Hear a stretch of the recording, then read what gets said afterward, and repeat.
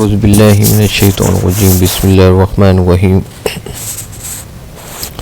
اللہم صلی علی محمد وعلی آل محمد کما صلیت علی ابراہیم وعلی آل ابراہیم انکا حمید مجید اللہم بارک علی محمد وعلی آل محمد کما بارکت علی ابراہیم وعلی آل ابراہیم انکا حمید مجید۔ اللہ تعالیٰ قرآن پاک کی سورۃ نمبر 5 سورۃ المائدہ کی آیات 55 اور 56 میں ارشاد فرماتے ہیں،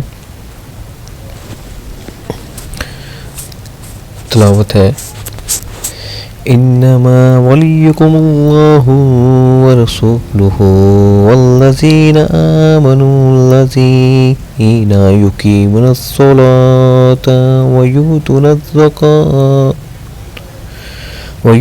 الزکاة وهم راکعون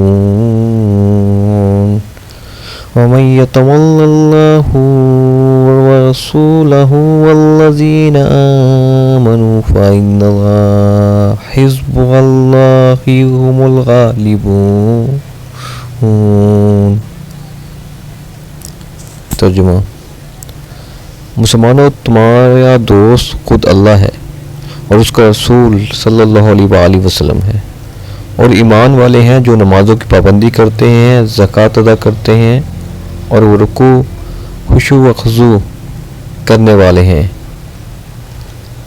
اور جو شخص اللہ تعالیٰ سے اور اس کے رسول صلی اللہ علیہ وآلہ وسلم سے اور مسلمانوں سے دوستی کرے، وہ یقین مانے کہ اللہ تعالیٰ کی جماعت ہی غالب رہے گی۔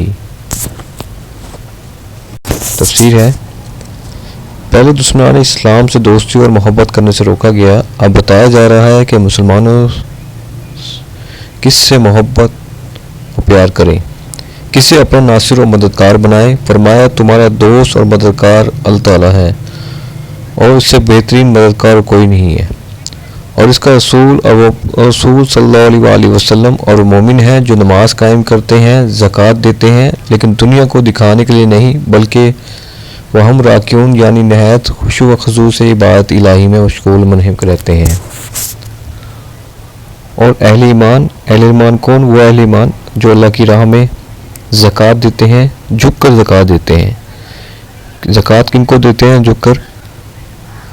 جو ایسے لوگ جو اللہ کی راہ میں لگے ہوتے ہیں، جو اللہ کی عبادت میں لگے ہوتے ہیں اور ان کے پاس ذریعہ معاش کے لیے کوئی ٹائم نہیں ہوتا، ان لوگوں کو جھک کر دیتے ہیں زکوٰۃ۔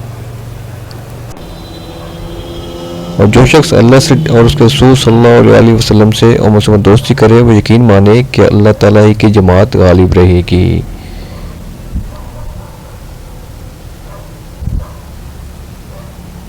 اللہ اور اس کے رسول سے دوستی رکھتے ہیں اور اس میں سے دوست رکھتے ہیں جو اہل ایمان ہوتے ہیں، اور اللہ تعالیٰ کہہ رہے ہیں کہ یقین مانے یہی جماعت غالب رہے گی، دنیا میں بھی اور آخرت میں بھی۔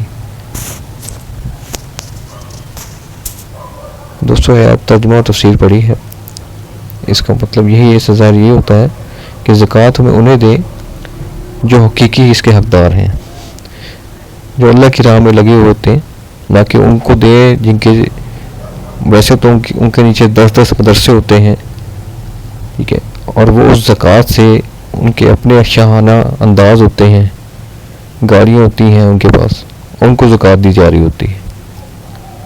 تو اللہ تعالیٰ ہمیں ہدایت دے، اللہ کے دین کو اور آیات کو سمجھنے کی توفیق عطا فرمائے۔ اللہ ہم سب کو قرآن شریف کو ترجمہ سے پڑھنے، سمجھنے اور عمل کرنے اور اس دوست تک پہنچانے کی توفیق عطا فرمائے۔ جزاک اللہ، والسلام۔